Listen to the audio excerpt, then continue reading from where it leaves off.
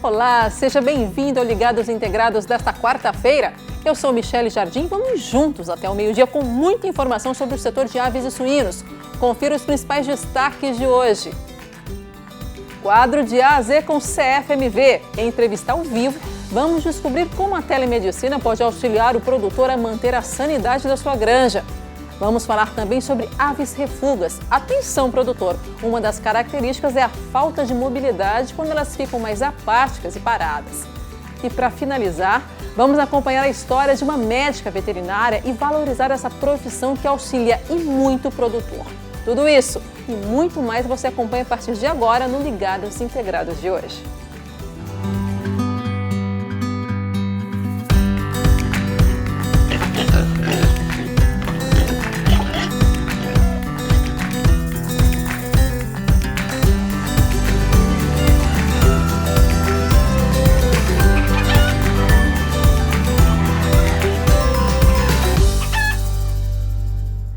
A gente começa o programa de hoje com o quadro de A a Z com CFMV.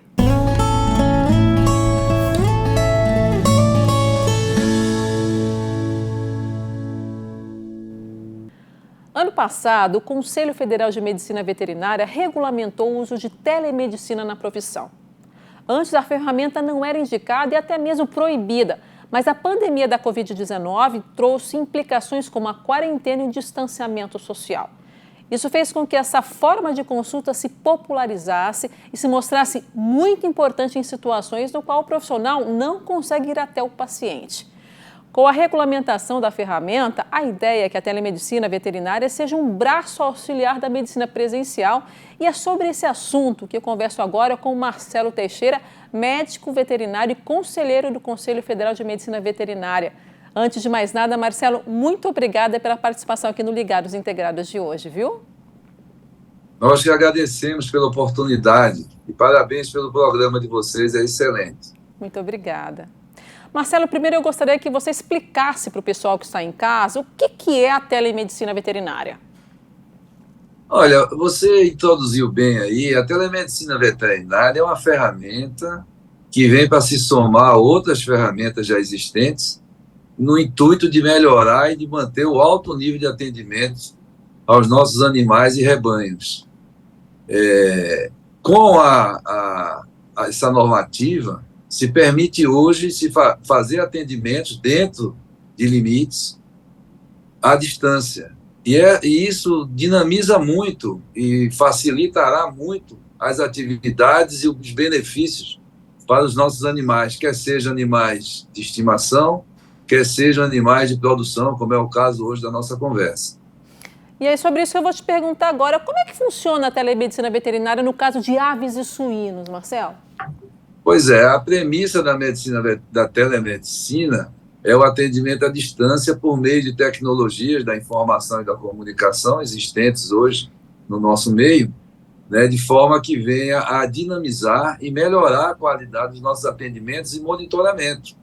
Então, quando se fala de animais de produção, falando especificamente dos suínos e aves, o médico veterinário ele estará mais presente na propriedade de forma virtual, a analisar dados, analisar condições, resultados de tratamentos que ele já iniciou, observar melhor a sanidade do rebanho por meio de marcadores, de listas de checagem, que muitas vezes só aconteciam na presença do veterinário, que nem sempre pode estar nas propriedades devido às distâncias geográficas.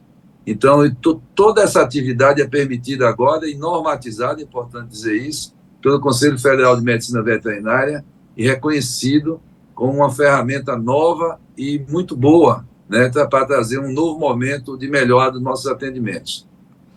Marcelo, no momento de emergência sanitária, como é o caso da influenza aviária, por exemplo, ela com certeza pode auxiliar o produtor com orientações até mais rápidas, correto?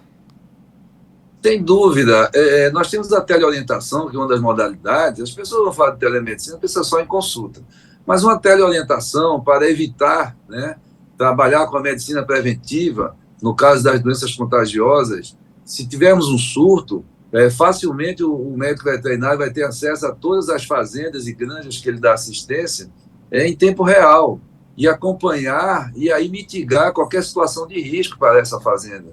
Ele pode indicar, inclusive, uma vacinação emergencial, uma medida sanitária no ambiente, um vazio, né, de ambiente, para não permitir que as doenças proliferem, visto que os animais de produção, às vezes, estão muito próximos uns dos outros, né? Com certeza. Então, eu posso entender que é uma ferramenta que auxilia o produtor na garantia da sanidade do plantel, tanto de suínos quanto de aves, e até domésticos, né, como você mesmo comentou. Sem dúvida, isso vem para engrandecer a nossa profissão e melhorar os atendimentos e os resultados, consequentemente. No caso de uma granja de suíno, por exemplo, podemos tratar desde o indivíduo, vamos supor que o reprodutor teve um problema numa cobertura ou se machucou, e o médico veterinário que já o conhece, que já conhece a propriedade, pode rapidamente intervir à distância, né, com os dados que lhe forem passados, desde que sejam suficientes. E no caso do rebanho, as medidas também podem ser tomadas. E mesmo que haja necessidade do seu deslocamento para a propriedade, as medidas iniciais são passadas via essas ferramentas online. Isso aumenta a responsabilidade do médico veterinário. Então, ao decidir por fazer um atendimento ou um tratamento com o uso da telemedicina veterinária, ele tem que estar ciente que as informações devem ser suficientes para que ele intervenha de forma positiva, a trazer benefícios e não malefícios aos animais. Esse é um ponto importante. Com certeza. Marcelo, com relação às modalidades disponíveis, quais podem ser feitas através da telemedicina? Olha, todas as modalidades de telemedicina podem ser usadas nos animais de produção. A teletriagem, que seria as informações iniciais para uma tomada de decisão. Se for decidido de que se trata apenas de uma orientação, fazer essa orientação. Se é uma teleconsulta, proceder à teleconsulta, né? Fazer o diagnóstico, pedir exames, passar tratamentos, acompanhar os resultados por meio de monitoramento, que é o telemonitoramento. Se o veterinário se sentir na necessidade de opinião de um colega, um especialista, em determinada situação nova para ele, pode recorrer à teleinterconsulta, que é outra modalidade, né? E também temos o telediagnóstico, que é o envio de dados ou de exames para avaliação à distância. Então, são muitas as modalidades que podem trazer grandes benefícios aos animais. Porém, o médico veterinário, ele é que decide se pode ou não fazer um atendimento à distância, porque ao decidir por isso, ele também se torna responsável pelo resultado, né? E não se deve negligenciar o atendimento presencial, que é o padrão ouro. A ferramenta vem para ajudar e não para substituir. É um auxílio, né? Isso que você quer dizer, né? Não substitui, logicamente. Sem dúvida. Funciona como uma ferramenta. O padrão ouro do atendimento sempre será o atendimento presencial do médico veterinário olhando os animais presencialmente. Quanto a procedimento, os procedimentos têm algum que possa ser feito de forma telepresencial?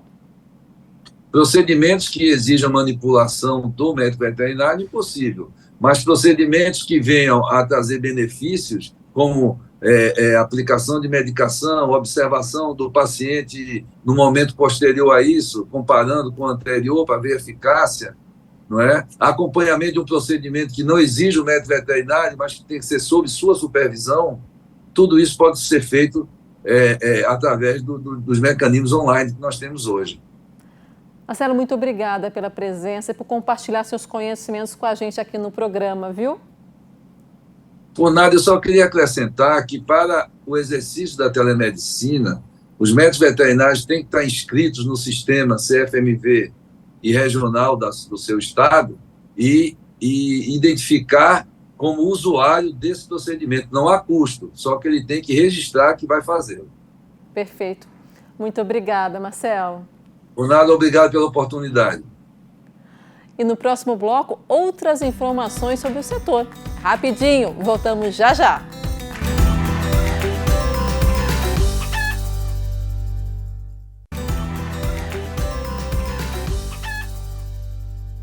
Estamos de volta e hoje no quadro Conta Comigo vamos conhecer a trajetória profissional de uma médica veterinária sanitarista. A Rafaela Adams é natural do sul do país, mas hoje mora e trabalha em Itapetininga, no interior de São Paulo. Lá ela tem uma unidade produtora de frangos de corte da Seara. A Rafaela conquistou a confiança e a admiração de toda a equipe. Vamos ver na reportagem.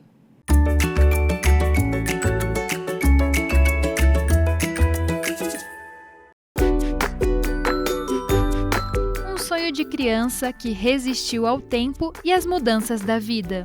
Meu nome é Rafaela Adams Philipsen, hoje eu sou médica veterinária e minha especialização é em sanidade avícola, sanidade na avicultura. Como muito veterinário, a veterinária vê desde criança, então tinha vontade quando era criança de trabalhar com medicina veterinária, mas aí fui crescendo, amadurecendo um pouco mais, ela chegou a sair a veterinária dentro das opções que eu queria para a vida, assim. E aí, nos últimos anos de ensino médio, na época, né, eu optei realmente por trabalhar com saúde voltada principalmente para alimentação. Então, a veterinária acabava incluindo as duas situações que eu queria estar envolvida, que é a alimentação junto com a saúde pública, né? Carregando raízes do agro durante toda a sua história familiar, Rafaela, que hoje tem 28 anos, nasceu no interior do Paraná e sempre esteve ligada à agropecuária. Minha família trabalhou muito com gado leiteiro, com avicultura inclusive, com plantação. Eu acabei me mudando para a cidade depois de um tempo e aí voltei a me relacionar mais com a agropecuária quando entrei na faculdade mesmo. Depois eu acabei indo direto para a avicultura. Construindo seu próprio futuro, Rafaela é a primeira médica veterinária da família. Depois de um tempo, uma prima também acabou se tornando médica veterinária, mas eu fui a primeira realmente que ingressei na graduação mesmo da veterinária. A paixão pela suinocultura e avicultura falou mais alto e no último ano de faculdade, Rafaela conquistou a sua primeira oportunidade na área. Acabou aparecendo uma oportunidade de estágio numa outra integradora e eu acabei me inscrevendo, deu certo, passei, fui trabalhar um tempo com matrizes de avicultura mesmo e lá fiquei. Depois desse estágio junto com matriz, eu acabei entrando como técnica de campo extensionista no frango de corte. Fiquei durante quase 3 anos atendendo as propriedades do interior do Paraná.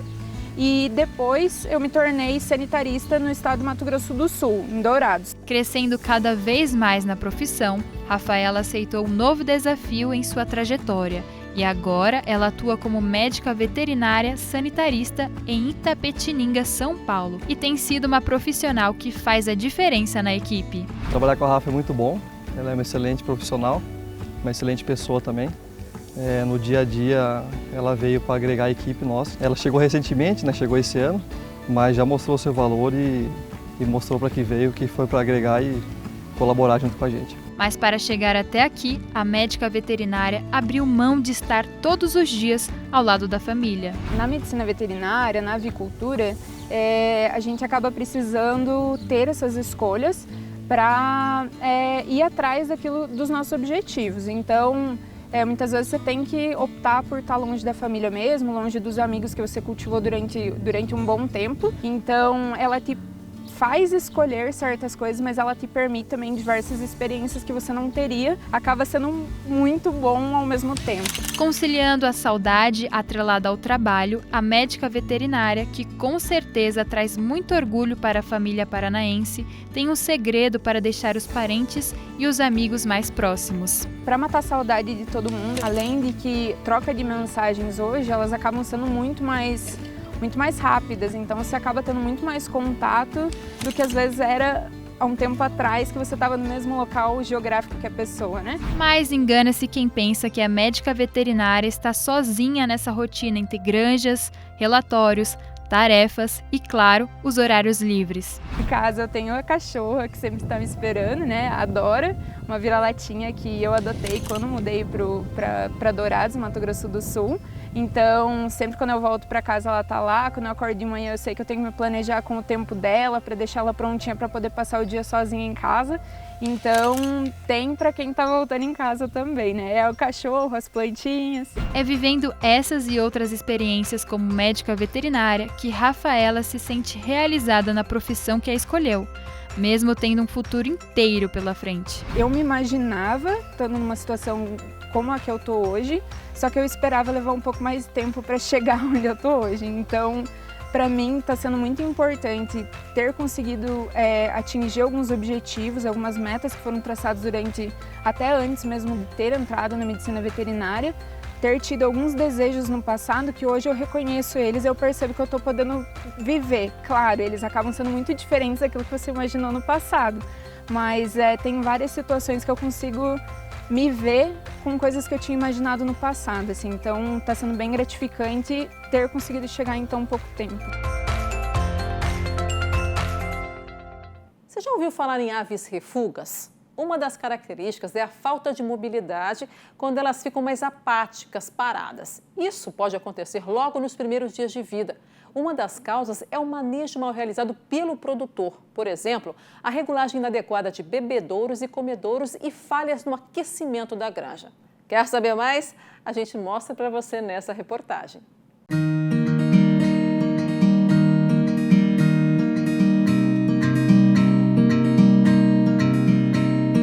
A síndrome da má absorção, mais conhecida como síndrome de refugagem, acontece quando os frangos demonstram um comportamento diferente dos demais, quando não comem, não bebem, não se locomovem ou até apresentam uma cor alterada, mais esbranquiçada.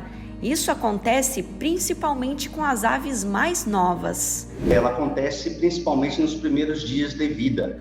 A ave, né, ela diminui o consumo de água, diminui o consumo de ração, ela diminui a absorção, né, de nutrientes.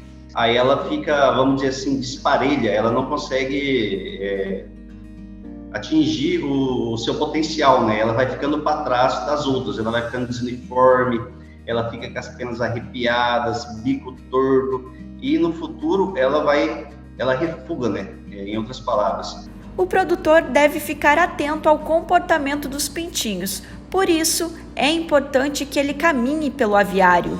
O produtor tá lá todo dia, né? Ele já a primeira coisa ele vai observar que as aves não, como é um ciclo muito rápido, ela de um dia para o outro, né? Ela vai ficar diferente das outras, né? Ela não vai crescer igual as outras, ela vai ficar com as penas arrepiadas, ela não vai tomar água, ela vai diminuir o consumo de água, de ração, né? Então é bem visível, né? Um dos fatores da síndrome da refugagem é o manejo mal realizado pelo produtor. Eu vou citar vários exemplos aqui, né? Por exemplo, o manejo incorreto de bebedouro, manejo incorreto de comedouro, falhas em aquecimento, amônia na cama, no alojamento, dimensionamento errado de pinteira, qualidade de cama, né? Tudo isso pode influenciar na refugagem das aves, né? Quando ele nota que a ave já refugou, não tem outra coisa o que fazer a não ser a eliminação dela. Só que antes disso, né, antes de refugar, né, ele tem que fazer, vamos dizer assim, um manejo correto para que essas aves não refuguem, né? Esse é o primeiro passo, né? Antes de alojar, ele tem que deixar tudo certinho para que a ave chegue no aviário e não refugue. É o que a produtora Marina faz, logo na chegada dos pintinhos. Eu vim falar um pouquinho do procedimento aqui no aviário, quando a gente está alojando e recebendo os pintinhos. A ideia é o procedimento para evitar a refugagem das aves. Então, o primeiro cuidado é o aquecimento. A gente cuida, então, 24 horas para evitar que saia o conforto térmico da ave. A gente tenta manter, então, esse conforto. Aquecimento, né? Ele tem que bater muito em cima de aquecimento, ele tem que manter um bom aquecimento dentro da tua granja, né? Pintinho passa frio, ele não vai desenvolver o intestino, não vai desenvolver e aí ele não vai ganhar peso, né? Então ele vai refugar também. E os outros dois cuidados que são muito importantes é a ração e a disponibilidade de água, que tem que ser à vontade. Então o cuidado com a água é sempre manter fresquinha, a gente está o tempo todo trocando essa água, renovando para que ela tenha uma água bem fresca para estar tomando. A gente tem esse bebedouro automático, que ele vai abastecendo sozinho, que é para evitar que o pintinho tenha dificuldade no momento de tomar na biqueirinha, ele vem nesse bebedouro automático. E a disponibilidade de ração, a gente coloca no papelão e no comedouro, para que realmente ele não tenha dificuldade de acessar a ração. Deixar o comedor, né, com bastante ração, né, visível a ração, que o pintinho, quando chega, possa alcançar, possa visualizar a ração. A água tem que estar disponível, os bicos do nípel, né, tem que estar bem molinho, né, uma vazão boa também para eles conseguirem beber água, a altura ideal para eles tomarem água, né, a água tem que ser fresca, né, ela não pode ser quente, então assim, água quente pode ser não, refuga o pintinho, refuga a ave. E caso aconteça de uma avezinha ela ter um pouco mais de dificuldade de acabar refugando, a gente tem esse espaço separado, que é onde elas têm um ambiente mais livre, com mais ração e um acesso de água com um bebedouro infantil, então para ajudar um pouco mais, que é para realmente essa ave, que ela está com um pouquinho mais de dificuldade, ela não refugar. Outro ponto fundamental é manter a biosseguridade da granja em dia. Isso pode evitar danos futuros no lote, como a perda de aves. Sempre trabalhar junto com a biosseguridade, né? Para evitar a entrada de algum patógeno, alguma outra coisa na sua granja, para evitar a refugagem, evitar a eliminação no futuro, né? Como que eu vou fazer questão de biosseguridade? Procedimentos normais, né? Sempre entrar com bota, calçado exclusivo na granja, lavar a mão, roupa exclusiva, né? Cloração de água, muito importante, não podemos esquecer da cloração de água desde o início, desde a chegada do pintinho, a água tem que estar clorada, né? Esses fatores juntos, esse conjunto de fatores aí, vai ajudar no bom manejo e, consequentemente, não vai deixar o teu lote refugar.